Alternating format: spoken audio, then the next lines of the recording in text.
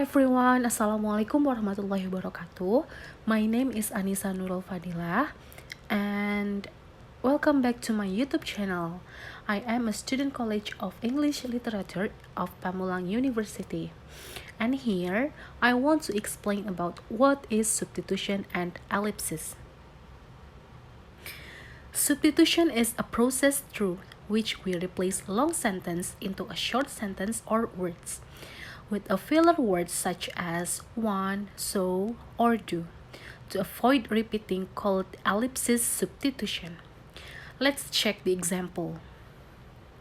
A new theme park has opened near me, but I have never been there. There is the words to replace theme park words. The second is I really love your biscuits. Can I have another one? The word one is to replace biscuit word. I don't think you should go to meet her, but that is your decision. That word is a word that going to replace go to meet her. And the fourth is he sure he'll pass the exam, but I don't think so. So is the word to replace he will pass the exam. And the fifth is, I'm sure you will finish before I do. Do is the word to replace finish. And the fifth is, he will go next month, and I think I will go then too. Then here is the words to replace next month. And then, ellipses. So by now, you understand that in English, we tend to leave out words rather than repeating them. This is what is called ellipsis. So ellipsis is to leave out words instead of repeating them.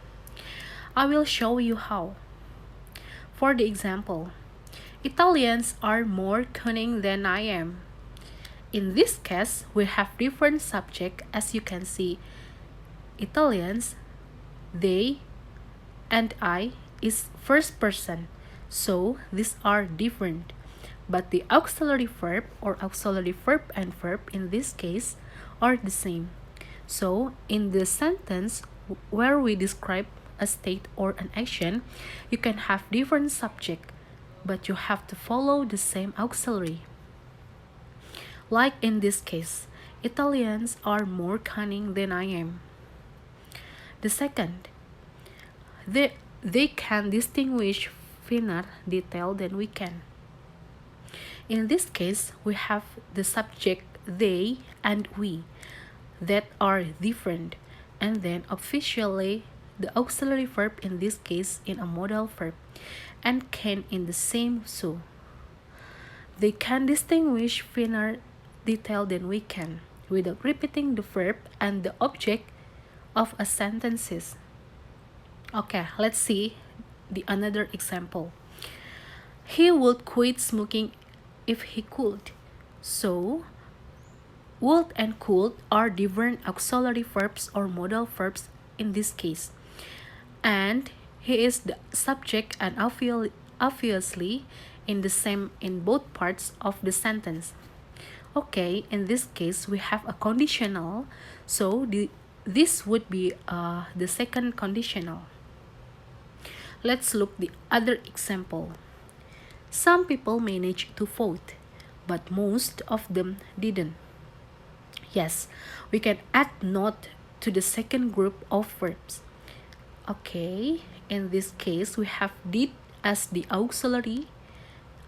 So we added not become they didn't. For the another example, teach English to adults exactly as you would to children.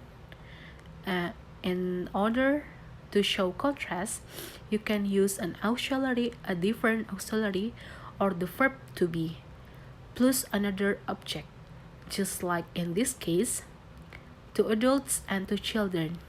In this case, we have different object as a contrast.